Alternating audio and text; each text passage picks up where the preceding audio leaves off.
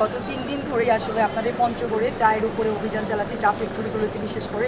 কারণ আমাদের কাছে অনেক দিন থেকেই অভিযোগ ছিল যে পঞ্চগড়ের সকল চা ফ্যাক্টরিতে উৎপাদিত সকল চা আসলে আমাদের নিলামে আসছে না, সরকার এতে করে রাজস্ব হারাচ্ছে, যার ফলে আমরা এই অভিযানটা করছি গত 3 দিন ধরে। এবং আমরা যেটা পেয়েছি, বিভিন্ন ফ্যাক্টরিতে অনিয়ম পেয়েছি, অনেক পাওয়ার কারণে আমরা অনেক অর্থদণ্ডও দিয়েছি।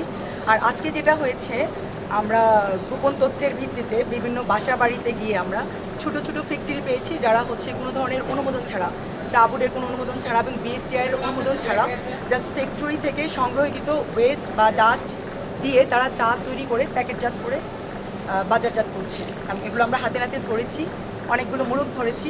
এবং সেখান থেকে আরও যেটা পেয়েছি যে কয়েকটি বাড়িতে অভিযান চালিয়ে মলি টি হাউসের এই কারখানার ইনভয়েসবিহীন কিছু চায়ের বস্তা আমরা পেয়েছি, যেটা হচ্ছে একেবারেই অবৈধ। এবং এর প্রেক্ষিতে আমরা এই ফ্যাক্টরিতে এসে অভিযান চালিয়েছি, আপনারা দেখতে পাচ্ছেন। এবং এখানে অভিযান চালানোর পর আমরা আরও যেটা পেয়েছি যে অনেকগুলো সিটিসি বস্তা, প্রায় 400-500 সিটিসি বস্তা, যেটা হচ্ছে 1500-র মতো আমরা সিটিসি বস্তা উদ্ধার করেছি, যেটা হচ্ছে ওনারা আসলে ব্যবহার করতে পারেন না। তো এই কারণে আজকে যেহেতু সবুজ পাতা যে পরিমাণ আছে, এই পাতাগুলো উৎপাদিত হলে আমরা ওনাদেরকে নির্দেশনা দিয়েছি যে আগামীকাল বিকেল 4টার পর হতে মলি টি কারখানা বন্ধ থাকবে, আমাদের পরবর্তী নির্দেশ না দেওয়া পর্যন্ত। আর সরকারি যে চালানগুলো আছে সেটা তারা পাঠিয়ে দিতে পারবে ওয়ার হাউসে। এই আপনাদের পঞ্চগড়ে আসলে এরকম ছোট বড় আরও অনেকগুলো কারখানা আছে বাসাবাড়িতে।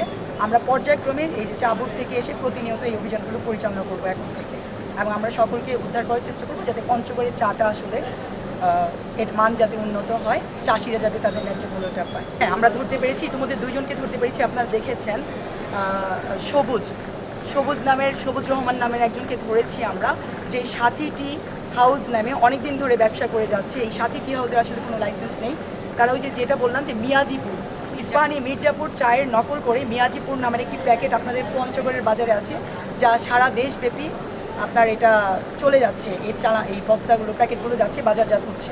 আমরা এটা প্রথম ধরেছি এজিআর কুরিয়ার সার্ভিস থেকে, আপনারা জানেন গত পরশুদিন আমরা এটা ধরেছিলাম, এবং ওটার সূত্র ধরেই আমরা এই সাথী টি হাউসে আজকে হানা দিয়েছি।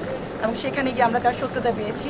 এই সবুজ রহমানের বোনের নাম সাথী, এবং তার নামে এই টি হাউসের নামকরণ করা হয়েছে। তারা সেখানে প্যাকেটজাত করছে এবং এই চাগুলো বিক্রি করছে। এছাড়াও তার ওখানে আমরা আরও কিছু প্যাকেট পেয়েছি, আধা কেজি ওজনের বিভিন্ন প্যাকেট বিভিন্ন নামে। এই বস্তাগুলো আমরা জব্দ করেছি, তাদের মেশিনগুলো যেগুলো প্যাকেটজাত করা হচ্ছে সেই মেশিনগুলো আমরা জব্দ করেছি, এবং কিছু যে ওয়েস্ট যেগুলো দিয়ে তারা চা তৈরি করছে সেগুলো আমরা ধ্বংস করেছি।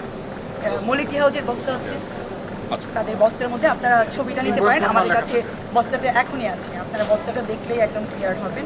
আর মলি টি হাউস এই বিষয়টা যেটা বললাম যে আমরা যেটা আপনারা জানেন, আমরা 3টা কুরিয়ার সার্ভিসে গত পরশুদিন আমরা অভিযান চালিয়েছিলাম। সেই 3টা টি হাউস থেকে আমরা মলি টি হাউসের চাও পেয়েছি, আরও কয়েকটি কোম্পানির চাও পেয়েছি আমরা, সেগুলোতেও আমরা পর্যায়ক্রমে অভিযান চালাবো।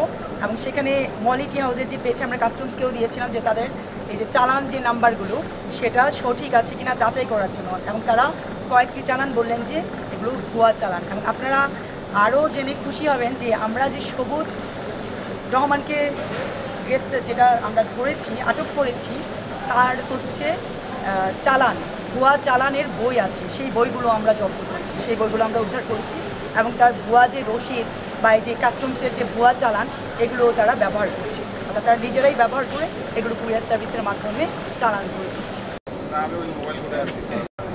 ইয়াতে যাওয়ার কথা আমাদের ওয়্যার হাউসে, সেটা ওয়্যার হাউসে অবশ্যই যাবে, ঠিক আছে, মনে থাকবে।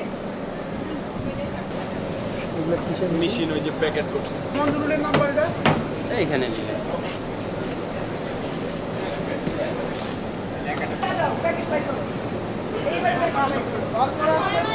ভাই আমাকে দেখা লাগবে, ভাইরাল হবে, দেখা ঠিক আছে।